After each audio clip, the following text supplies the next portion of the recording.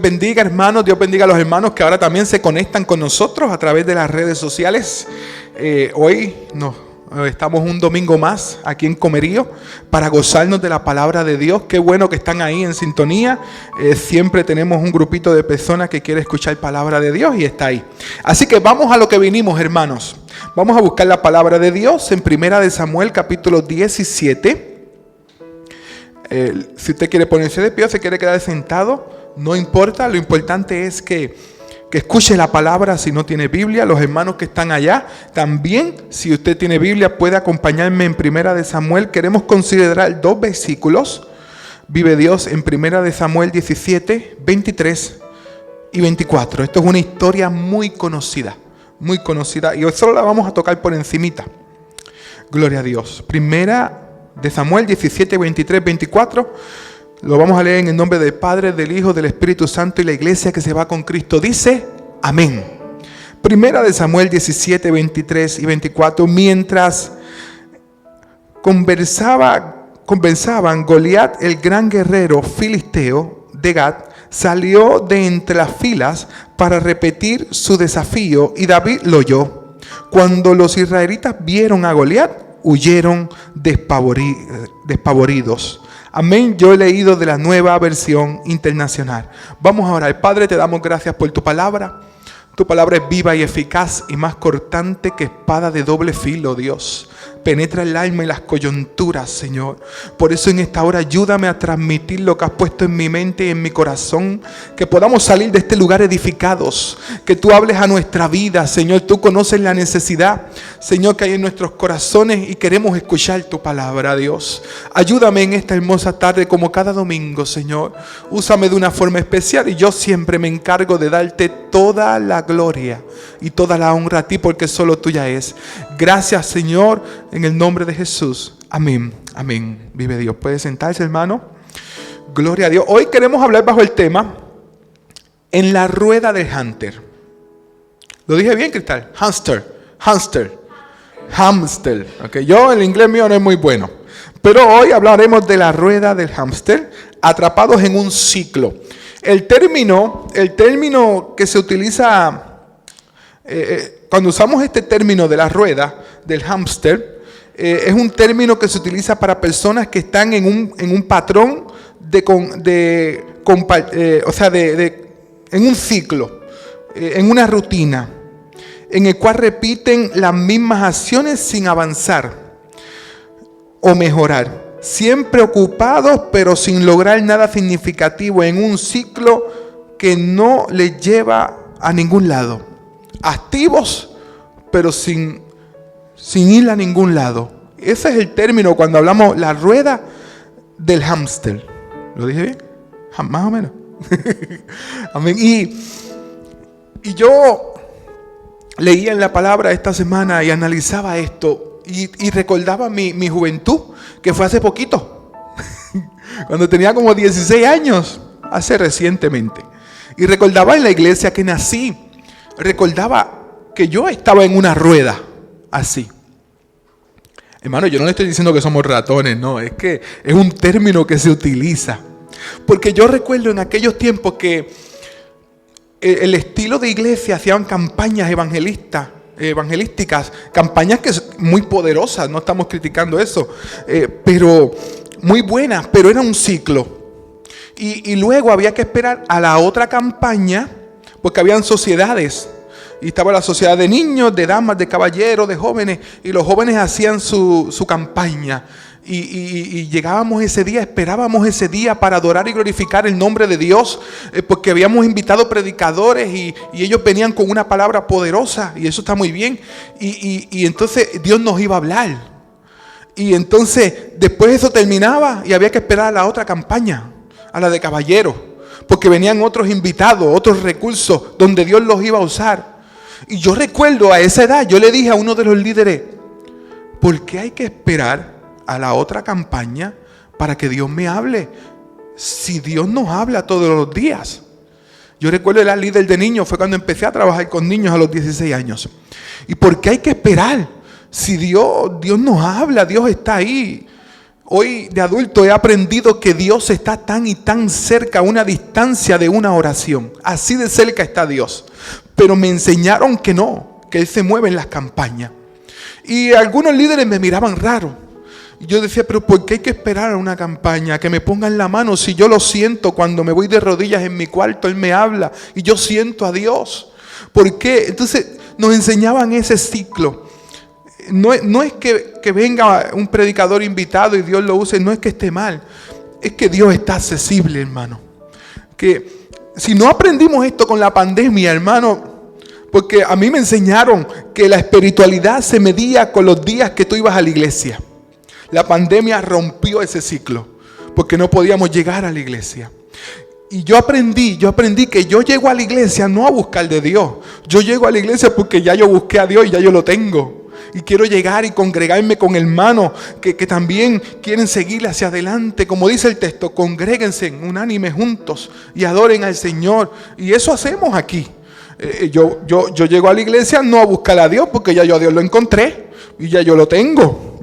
Amén. Pero quiero ayudar a otros hermanos, motivar a otros hermanos que sigamos hacia adelante, estudiar su palabra, escuchar la palabra de Dios y sentir cómo Dios nos habla a través de la palabra, pero ya lo llevamos por dentro.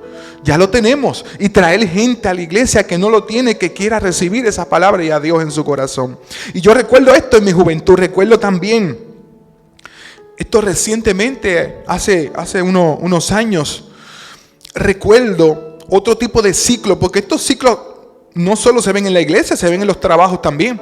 A veces en el trabajo hay un ciclo donde yo estoy muy activo, estoy trabajando, pero no veo un futuro. No veo que crezca mi posición, que suba, que haya una oportunidad donde yo pueda crecer.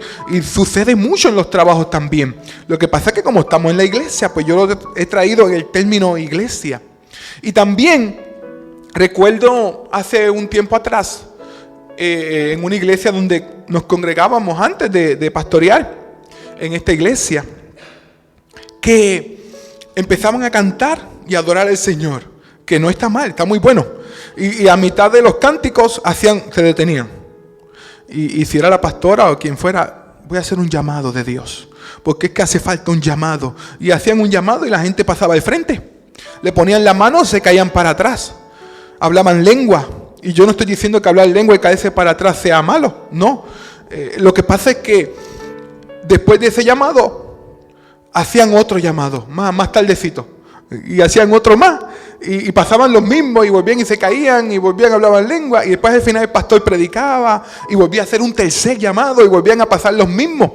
Y volvían y se caían para atrás, hablaban en lengua y se caían y era un ciclo, hermano.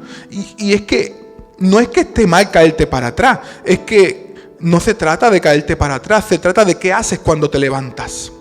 No se trata de hablar en lengua, las lenguas son muy buenas. Se trata de qué haces con la lengua cuando no estás en la iglesia. De eso se trata. Entonces, inconscientemente la iglesia nos ha llevado a estar en una rueda. Nos mantiene cautivados en una rueda que parece que estamos activos, que es bueno porque yo me caí para atrás, porque yo recibí, porque yo sentí, yo temblé, yo lloré, pero no, de ahí no salgo más nada, de ahí no sale nada de mí y sigo en un ciclo. El otro domingo vuelvo a lo mismo, el mismo patrón, las mismas costumbres y no hacemos nada porque la iglesia crezca, porque lleguen más vidas al Señor. Seguimos en un patrón, en la rueda de un hámster, en el mismo ciclo. Y en la Biblia habla algunos ciclos de esto. Y de esto queremos hablar hoy, en esta hermosa tarde. Quiero contarte uno de los ciclos bien interesante que está en la Biblia, en el libro de Jueces. Todos conocemos de un hombre, desde niño nos hablaron de un hombre llamado Sansón. Lo hemos escuchado, ¿verdad que sí? Sansón tenía un ministerio. ¿Cuál era el ministerio de Sansón? Acabar con los filisteos. Era un juez. Era un juez y él tenía que juzgar el pueblo y su batalla era con los filisteos.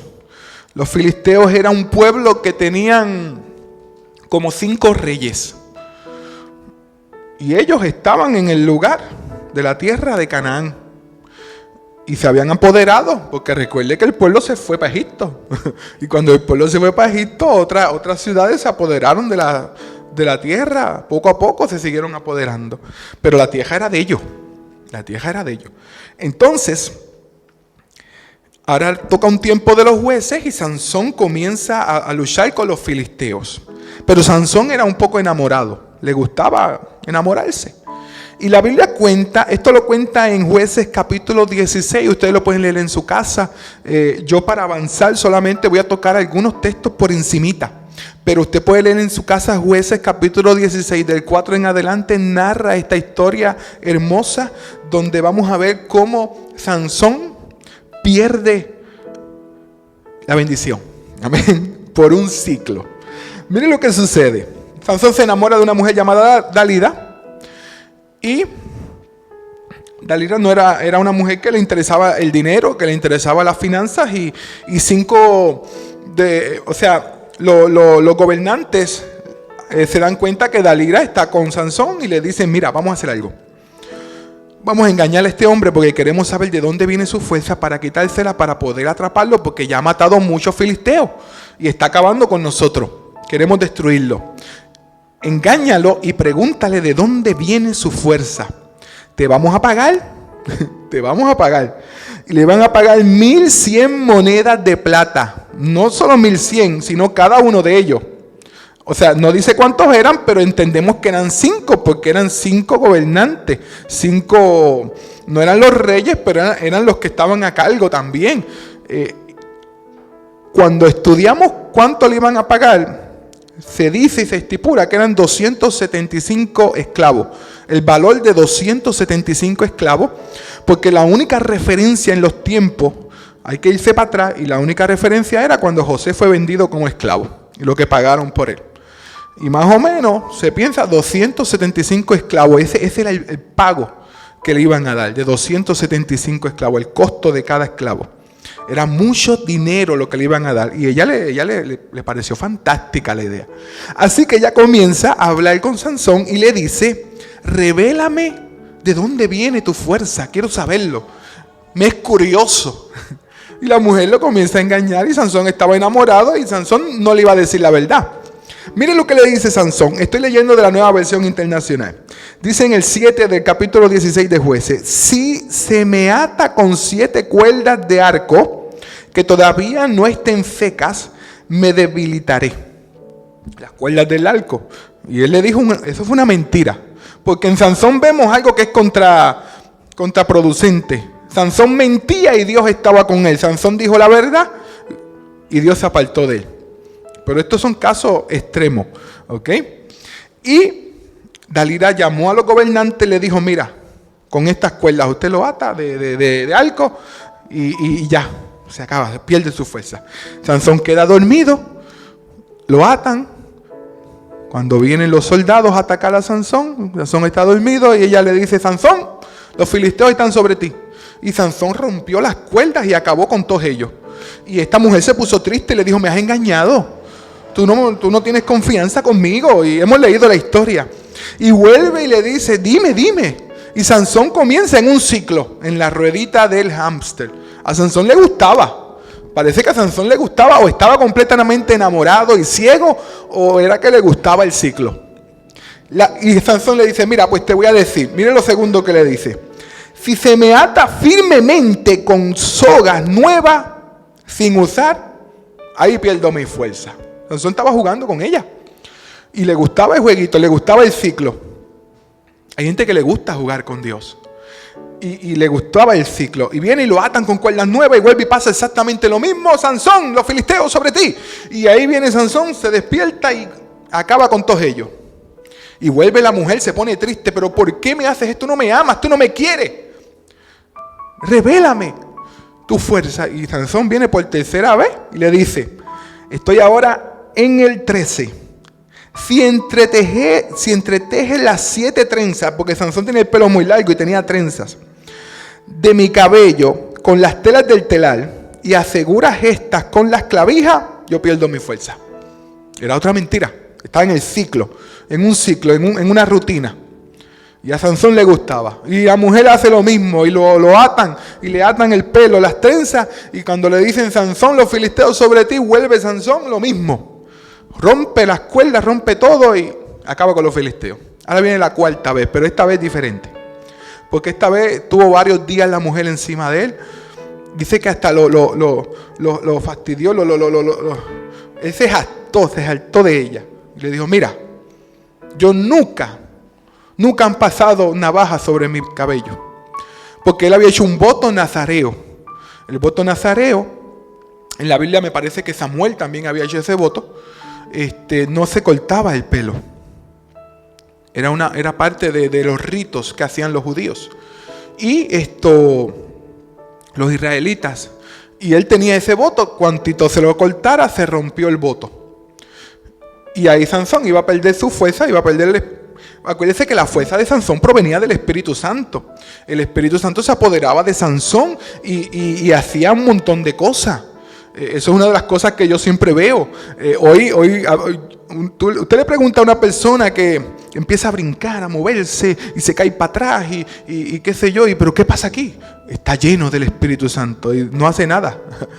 Pero todos los que fueron llenos del Espíritu Santo algo hicieron en la Biblia, siempre algo hicieron. Sansón dice que lleno del Espíritu Santo cogió una quijada de asno y acabó con montones de filisteos. Gedeón, lleno del Espíritu Santo, hizo otras cosas, y así cuando usted sigue estudiando la Biblia. Bueno, pues entonces ahora Sansón le dice, si me cortas el pelo, yo pierdo mi fuerza. Y Sansón aquí le entrega el corazón a esta mujer. Le dice la verdad. Seguía en el mismo ciclo. Sansón sabía que venían los filisteos sobre él. Pero Sansón, porque este es el problema del ciclo. El problema de la rutina, el problema del ciclo, de la rueda de hámster, es que tú piensas que como estás activo, que todo está bien. Pero ahora aquí ocurrió un detalle importante. Dice la Biblia que el Espíritu de Jehová se había apartado de Sansón. Porque él estaba en un ciclo y él pensaba que como estaba activo, que todo está bien, vendré. Mire cómo dice el texto. Sansón despertó de su sueño. Pensó, me escaparé como las otras veces y me lo quitaré de encima. Pero no sabía que el Señor lo había abandonado. Otra versión dice que el Espíritu de Dios se había apartado de Sansón porque él estaba en un ciclo, había dicho la verdad de su fuerza. Y aquí pues conocemos la historia. Atrapan a Sansón, le quitan los ojos, Sansón es arrestado, Sansón se convierte en la burla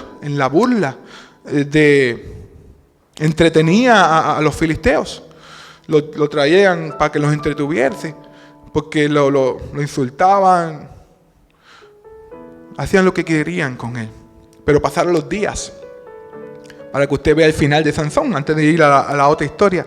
Pasaron los días, le creció el cabello, Sansón no podía ver, le pide al muchacho un día que llaman a Sansón para burlarse de él, el día que había más filisteos en aquel templo, y le dice al muchacho, pon mis manos en las columnas donde sostiene el templo de los fariseos, de los filisteos, y ponen las manos, y allí Sansón destruye y muere, Sansón muere. Esto ha sido criticado por muchos teólogos porque Sansón se suicida.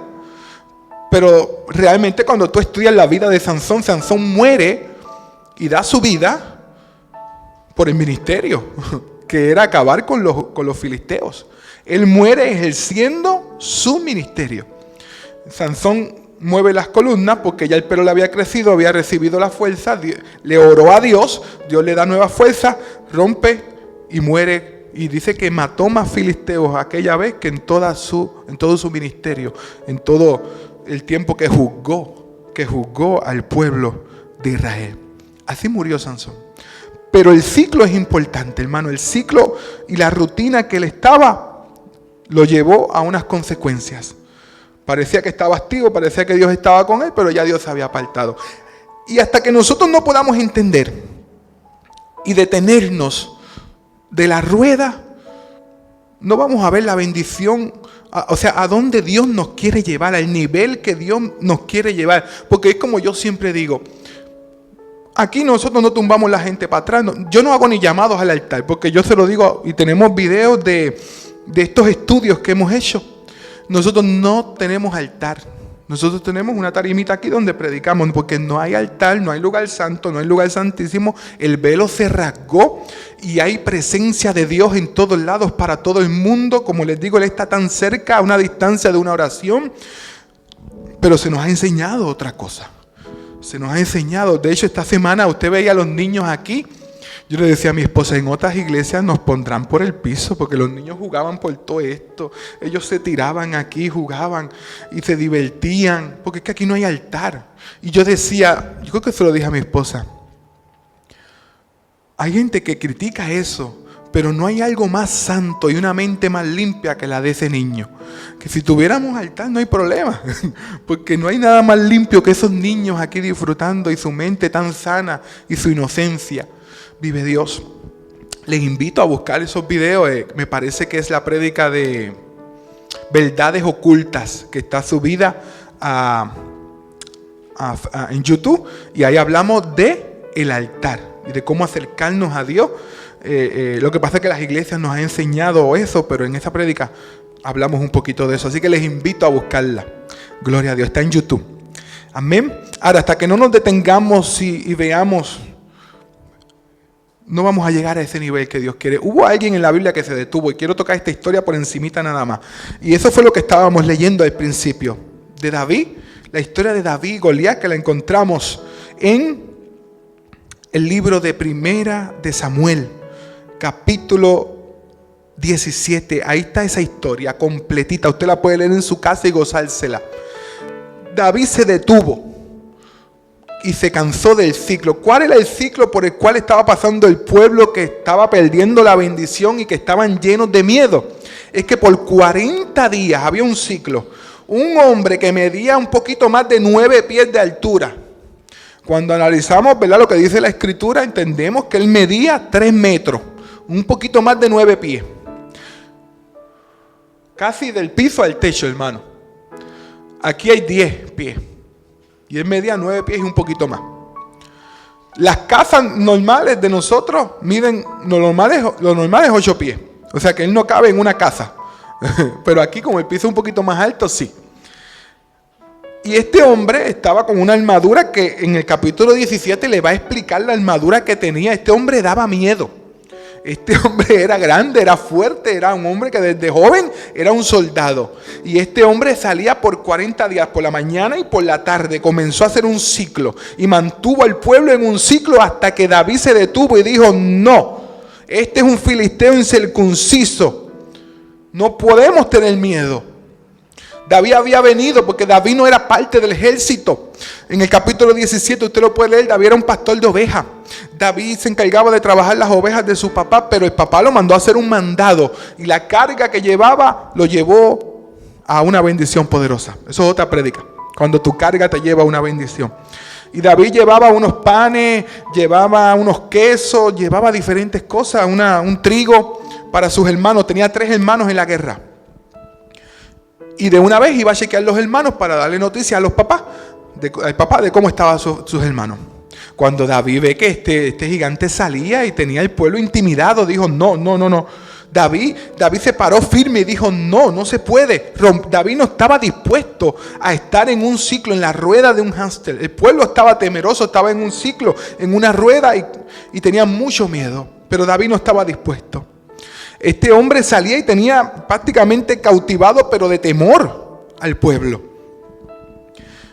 Y David, cuando lleva las cosas, se las entrega a la persona y escucha al gigante lo que decía. Porque el gigante decía, quiero que busquen a un hombre de ustedes que pelee conmigo. Si yo le gano, ustedes son nuestros siervos. Si ustedes ganan, si él me gana a mí, nosotros los filisteos seremos sus siervos. Y era parte de estrategias de guerra de aquellos tiempos. Y David dijo, no, yo voy a ir contra él. ¿Qué fue lo que dijo el rey? Dijo que les iba a dar al que le ganara a este hombre. No, le va a librar de que su familia pague impuestos. Lo va a llenar de riqueza y le va a dar a su hija de esposa. Ajá, pues yo voy, dijo David. Y se lo llevan a Saúl, que era el rey. Le llevan a David y le dicen, mira, este es el que está hablando, que dice que va contra Goliat. Y lo miran y dicen, pero es que tú no eres un soldado. Pero yo voy porque yo cuido las ovejas de mi papá y cuando viene un león o un oso a atacarlas, yo voy encima de ellos y acabo con ellos. El rey Saúl no sabía que David había perfeccionado el arte de tirar la honda y la piedra. Y cuando venían animales, él los tiraba y acababa con ellos. Entonces, eso es lo que hace David. Lo visten de la armadura de rey, pero él no podía caminar con eso. Pero él estaba dispuesto a romper el ciclo, a salir de la rueda del hámster. Y David se va al río, busca 5 piedras. Sabemos que iba a enfrentar a Goliat. Pero ¿por qué? ¿No se han preguntado por qué David buscó 5 piedras? Porque Goliat tenía 5 hermanos. Así que por si acaso. De hecho, uno de los hermanos de Goliat por poco mata a David en el capítulo más adelante, cuando ya David es un soldado y se sienta a descansar y viene por la espalda y casi lo mata. Era uno de los hermanos de Goliat. Entonces David busca 5 piedras y con una se va a la batalla. Allá se insultan de manera como en la guerra se insultaban. Y Goliat le decía: ¿quiénes son ustedes que se creen que yo soy un pejo para que vengan con palos? Y David le dijo: no, tú has ofendido al Dios de los escuadrones, de los ejércitos de Jehová, y yo voy a acabar, voy a cortar tu cabeza. Y David era bravo, hermano. No estaba dispuesto a estar en la rueda del hámster. Y David, con la piedra y la honda, acaba con el filisteo, con su misma espada, le corta la cabeza y termina parte de esta historia ahí. Porque David no estaba dispuesto a estar en la rueda del hámster. El problema de la rueda, hermanos, el problema de estar en la rueda es que la rueda del hámster te mantiene en una rutina y destruye poco a poco tus sueños, tus metas y lo más importante, va destruyendo el amor que hay en ti. Hoy yo puedo ver, de hecho yo abrí esta iglesia, una de las cosas que abrí esta iglesia fue por eso, porque destruye el amor. Las iglesias están en un ciclo tan activo que olvidamos, porque yo estuve ahí, olvidamos para qué Dios nos llamó. Dios nos llamó a amar, a ayudar, a bendecir a nuestro prójimo. En esto conoceréis que son mis discípulos, que nos amemos los unos a los otros. Entonces las iglesias están tan activas y tan activas en actividades. Por eso nosotros no hacemos congresos. Yo he abierto otras iglesias y las he abierto diferentes y las he llenado haciendo actividades, invitando recursos, invitando y haciendo, que no está mal, no está mal. Pero he aprendido que Dios me llamó a otra cosa. Dios me llamó a amar, por eso repartimos compras, por eso entra el dinero y lo sacamos, hacemos campamento, hacemos el Back to School que vamos a hacer, porque Dios nos llamó a amar. ¿Y cómo amamos? Demostrándole a la gente que, aunque no lleguen a la iglesia, pero que sepan que Dios les ama y se acordó de ellos, se acordó de sus hijos, se acordó que necesitaban, que no tenían comida y que necesitaban. Que sepan eso, que la comunidad lo sepa. Entonces el ciclo y la rueda provoca que olvidemos a qué Dios nos llamó, a amar. Y eso es lo más triste del ciclo de la rueda. Por eso en esta hora yo quiero ir culminando, pues yo no suelo ser extenso. Y quiero contarte esta historia para orar, para que Dios nos ayude, si estamos en una rueda, a salir de ahí.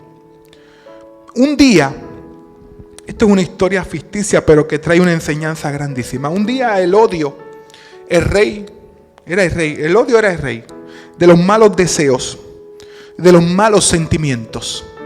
Y el odio dijo: voy a hacer una reunión con todos los malos sentimientos y los malos deseos. Así que los llamó y los invitó a una reunión. Y todo el mundo, todos los malos sentimientos, los malos deseos dijeron: vamos a ver qué quiere el rey odio. Y cuando se reunieron en el salón, el rey odio dijo: los he reunido aquí porque quiero matar a alguien. Quiero matar el amor. Y todos se sorprendieron, porque habían algunos que no se sorprendieron tanto, porque también no les gustaba mucho el amor.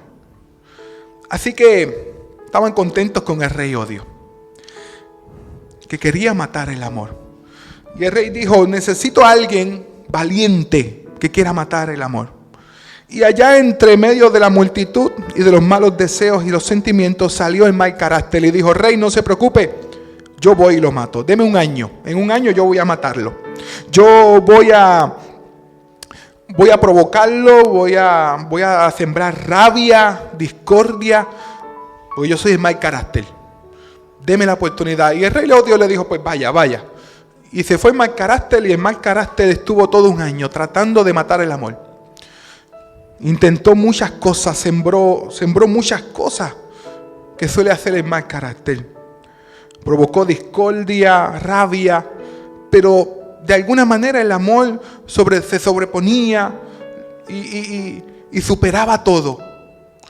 Pasó un año y el mal carácter fue donde el rey Odio y le dijo: rey, lo siento, no pude lograrlo. Él se las inventa y busca la forma de seguir para adelante. No pude. Y el rey dijo: no te preocupes, vamos a ver quién más se atreve a ir, quién más. Y allá salió la ambición.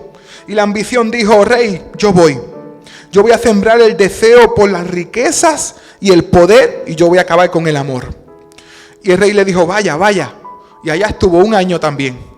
Y trató de poner riqueza, de poner poder, pero el amor se la ingeniaba y buscaba la forma de superar todo. Y el amor continuaba hacia adelante. Y así que ambición, después de un año, fue donde el rey le dijo: he fracasado. No he podido. El rey ya estaba un poco molesto. El rey Odio. Pero los celos aparecieron. Y le dijo: rey, yo sí voy a poder. Deme la oportunidad. Y los celos, el rey le dijo: pues vayan. Y los celos fueron. Entonces los celos inventaron cualquier cosa para tratar de matar el amor. Y no podía.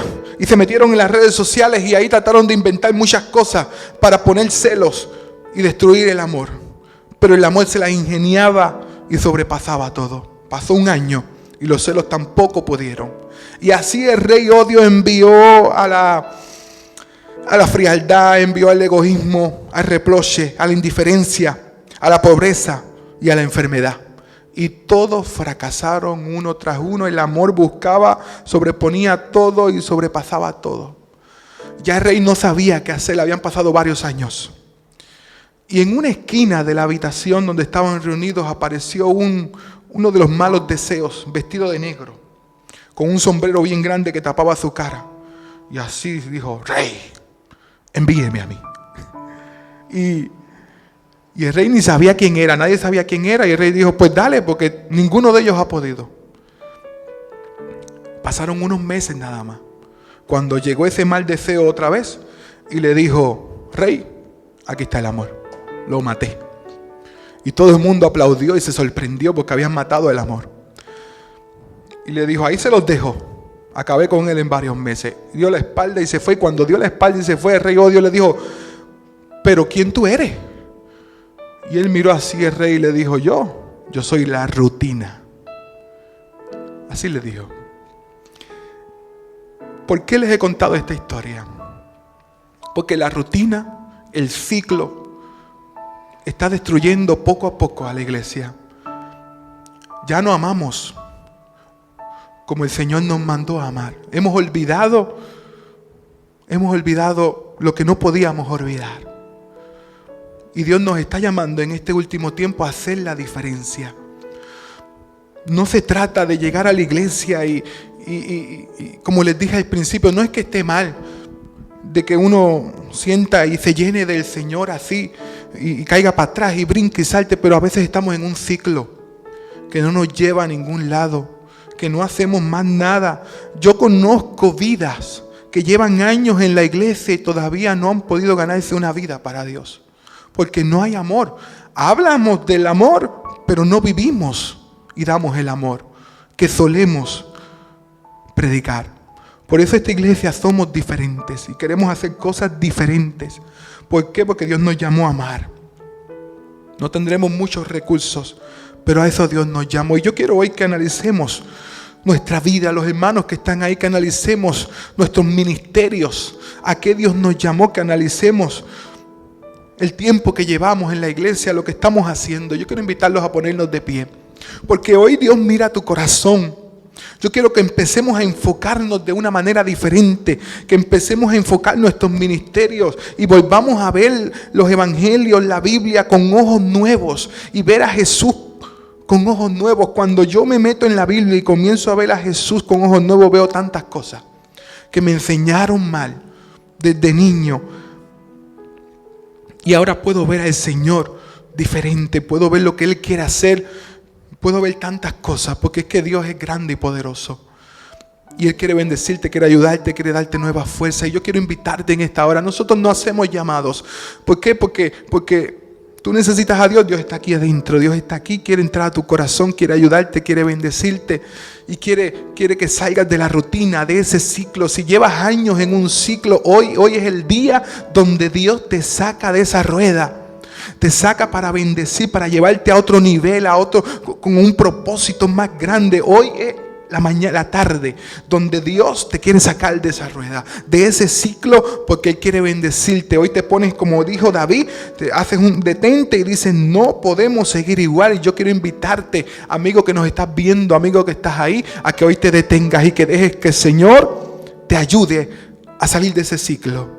Vamos a amar, vamos a disfrutar el Evangelio. A veces nos ponen tantas y tantas reglas que son inventos de muchas veces, lo hemos dicho hasta en una prédica. Agarramos tantas reglas y le llamamos sana doctrina. Y a veces son reglas que realmente no vienen al caso, hermano. Deja que el Señor te guíe, te dirija, que el Espíritu Santo te enseñe el camino correcto. Por eso hoy queremos orar en esta hora. Yo te invito ahí donde estás. Cierra tus ojos. Los hermanos que nos están viendo a través de las redes sociales, cierra tus ojitos. Vamos a orarle a Dios. Vamos a pedirle que nos ayude. Porque es que a veces hasta yo mismo me siento que después que estaba fuera de la rueda volví a entrar. Así que vamos a orar. Padre, en el nombre de Jesús te doy gracias por tu palabra. La he dado como la has puesto en mi corazón, Señor.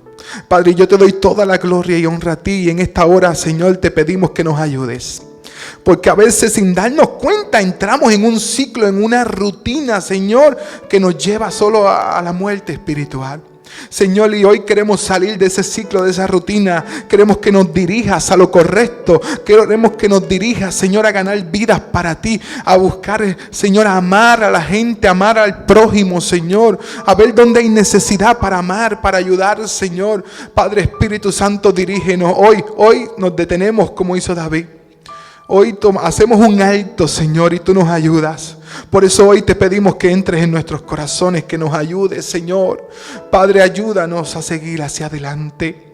Te necesitamos. ¿A quién iremos si solo en ti hay palabras de vida eterna? Por eso yo te pido que te allegues a cada uno de nosotros en este lugar. Que nos ayudes, Señor, a seguir hacia adelante con nuestra mirada puesta en ti, Señor, como mirando al invisible. Ayuda también a los hermanos que están ahí conectados, Señor. Bendíceles, guárdalos, Señor. Ayúdanos a cada día salir de este ciclo, a no entrar en esa rueda, Señor. Queremos hacer tu voluntad. Queremos que tú nos ayudes, nos dirijas y nos dé las fuerzas necesarias para seguir hacia adelante. Hoy te damos la gloria y la honra. Gracias, Espíritu Santo. Gracias porque tú lo haces. Padre, gracias, Señor, en el nombre de Jesús. Amén, amén. Qué bueno es Dios. ¿Qué tal si le da un aplauso fuerte al Señor? Él es Rey de Reyes. Amén. Dios bendiga a los hermanos que están ahí. Nos despedimos de ustedes. Amén. Sigan hacia adelante. Recuerde que si quiere comunicarse con nosotros, 939-383-0149. Así que nos vemos. Dios te bendiga grandemente. Amén.